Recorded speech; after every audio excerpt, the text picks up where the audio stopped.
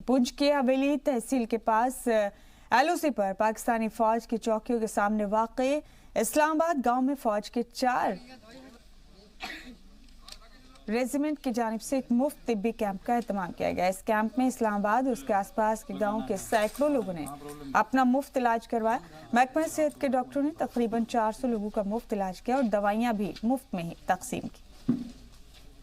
Operation सद्भावना के तहत एक मेडिकल चेकअप कैंप लगाया है, जिसमें गिरदनवा के सब लोग जो हैं, दो तीन पंचायतों के लोग जो हैं वो चेकअप करवा रहे हैं।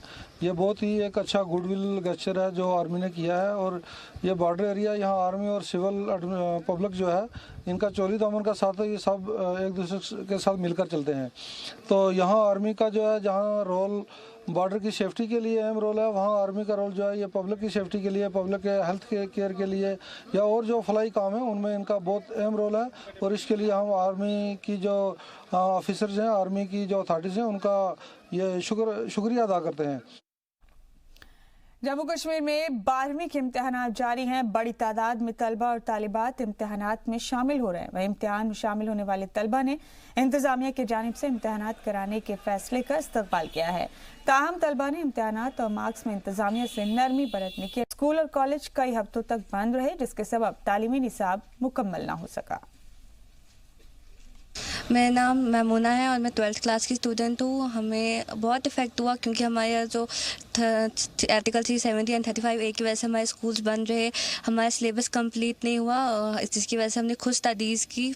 वेल इन टाइम हमने एग्ज़ाम स्टार्ट करवाया दोनों सेंटर्स में, गर्ल्स में भी और बॉयज़ में भी। दो सेंटर ऊपर हैं, 2 नीचे। चारों सेंटरों में एकदम बराबर चल रहा, पीसफुल चल रहा, किसी किस्म की भी कोई आउटसाइड इंटरफेरेंस नहीं, इनसाइड इंटरफेरेंस नहीं। जी, जैसा कि आज यहाँ पर 8th, 9th और 12th का एग्ज़ाम है और 10th का भी हो रहा है।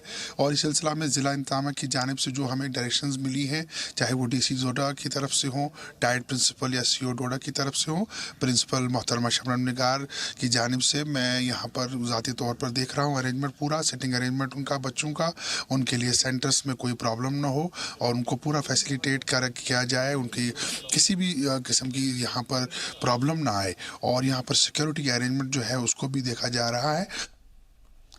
आपको बता दें कि श्रीनगर पासपोर्ट ऑफिस में पिछले 2 महीने से ज्यादा अरसे से 8000 पासपोर्ट आम लोगों को जारी किए जा चुके हैं।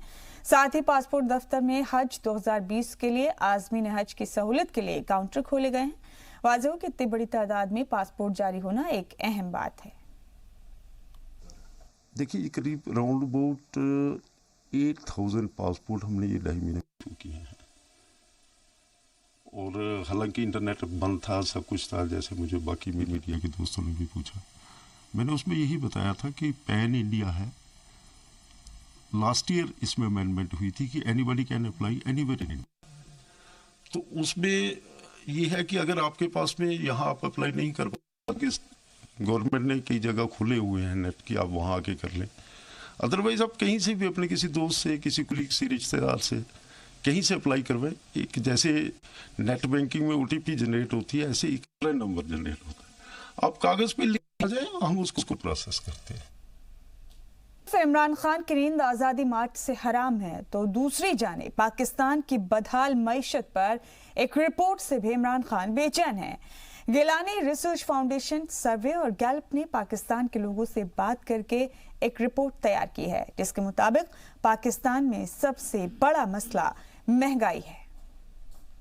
एक हमें आंख की लड़ाई मार गई, दूसरी यार की जुदाई मार गई, तीसरी हमेशा की तन्हाई मार गई, चौथी ये खुदा की खुदाई मार गई, बाकी कुछ बचा तो महंगाई मार गई, महंगाई मार गई, बाकी कुछ बचा तो महंगाई मार गई, महंगाई मार गई। 70 की दहाई में महंगाई पर यह गाना हिंदुस्तान में बना था, लेकिन आज के दौर में पूरी तरह से फिट पाकिस्तान पर बैठ रहा है। ऐसा इसलिए है क्योंकि हिंदुस्तान से उलझने और चारों तरफ से पिटने के बाद अब पाकिस्तान की आवाम महंगाई से परेशान है, पस्त है। इमरान सरकार आवाम की नाराजगी को लेकर संजीदा नहीं है। यही वजह है कि इमरान सरकार के खिलाफ पाकिस्तान में लोग सड़कों पर उतर चुके हैं।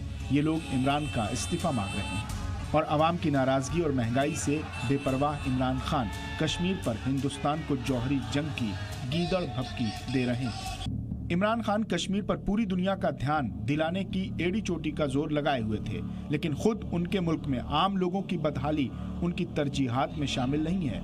ऐसे में आज़ादी मार्च में शामिल हुए अपोजिशन पार्टियां इमरान को महंगाई के मुद्दे पर बुरी तरह से घेर रही हैं। इमरान खान को अपने एजेंडे के मुताबिक कश्मीर में रह रहे लोगों का दर्द तो समझ में आता है, लेकिन उनको अपने मुल्क के लोगों की परेशानियां नहीं दिखती। दरअसल इमरान खान अपने मुल्क के लोगों का हकीकी मसले से ध्यान हटाने के लिए कश्मीर की रट लगाए रहते हैं। पाकिस्तान के लोगों को महंगाई की मार सबसे गहरी चोट दे रही है। 53% लोगों ने महंगाई को अपना सबसे बड़ा मसला बताया है। इसके बाद 23% लोग बेरोजगारी को सबसे बड़ा मसला मानते हैं और सिर्फ 8% लोगों को कश्मीर एक मसला दिखता है। यानी कश्मीर नहीं, महंगाई और फाका कशी है पाकिस्तान की सबसे बड़ी मुसीबत। ये बात हम नहीं कह रहे हैं, बल्कि गिलानी रिसर्च फाउंडेशन सर्वे और गैलप पाकिस्तान की एक रिपोर्ट में इस बात का इंकशाफ हुआ है। क्या ये सच इमरान खान नहीं जानते? तो इसका जवाब है हाँ, इमरान ये सच जानते हैं। फिर सवाल है कि इस महंगाई की अनदेखी क्यों? तो जवाब है कि इमरान महंगाई को कंट्रोल करने में नाकाम रहे। तो क्या इसलिए कश्मीर का राग अलाप रहे हैं? बिल्कुल, ताकि आवाम का ध्यान महंगाई से भटका सके। इस रिपोर्ट ने इमरान की पोल खोल दी और इमरान अब पाकिस्तान में कहीं मुंह दिखाने लायक नहीं बचे हैं और आवाम शायद ये समझ चुकी है।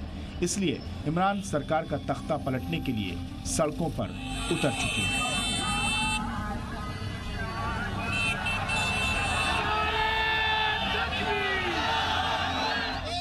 ब्यूरो रिपोर्ट, जी मीडिया। मुजावर हो या मुजाहिद हो। जी न्यूज के कॉन्क्लेव इंडिया के डीएनए में व्हाट्सएप जासूसी मामले में मरकजी वजीर रविशंकर प्रसाद ने कहा कि मुल्क में किसी को डरने की जरूरत नहीं है। डिजिटल इंडिया को लेकर बेवजह का डर बनाया जा रहा है। हमारी सरकार लोगों के निजता के अधिकार के प्रति प्रतिबद्ध है।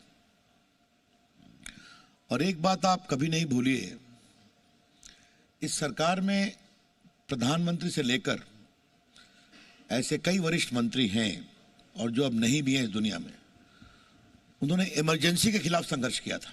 इमरजेंसी में उन्होंने 3 बातों के लिए संघर्ष किया था: इंसान की आज़ादी, न्यायपालिका की आज़ादी और आपके मीडिया की आज़ादी, जो उस समय खतरे में थी। तो ये हमारा डीएनए है। आप डीएनए की बात कर रहे हैं ना, तो ये हमारा डीएनए है। तो हम इस देश के लोकतंत्र में लोगों के निजता के अधिकार में हम पूरा सम्मान करते हैं। वहीं कॉमन सिविल कोड पर वजीर कानून रविशंकर प्रसाद ने कहा कि कॉमन सिविल कोड थोपने के हक में हम नहीं हैं, लेकिन कॉमन सिविल कोड पर मुल्क में चर्चा होनी चाहिए। अब यूनिफॉर्म सिविल कोड चर्चा का विषय, लॉ कमीशन ने चर्चा की थी। अब जैसे मैं आपको एक बात कहना चाहता हूं, भारत का संविधान एक है ना। अगर आप अपराध करते हैं तो इंडियन पेनल कोड एक है ना, हिंदू है मुस्लिम हो। अगर आप सीधा इस्लाम में जाएंगे तो चोरी किया तो हाथ काट लो, ये तो नहीं होता ना। अगर आप अपनी संपत्ति ट्रांसफर करते हैं तो ट्रांसफर ऑफ प्रॉपर्टी एक्ट है ना। अगर आप लॉ ऑफ कॉन्ट्रैक्ट में किसी के साथ कॉन्ट्रैक्ट करते हैं तो लॉ ऑफ कॉन्ट्रैक्ट एक है ना। अगर भाइयों में बंटवारा हो गया, शांति से बात नहीं चली, तो उन्होंने केस किया, तो केस कैसे चलेगा? तो सिविल प्रोसीजर कोड एक है कि नहीं है? तो देश में बहुत सारे कानून एक हैं। इसी के साथ कश्मीर एक्सप्रेस में फिलहाल इतना ही।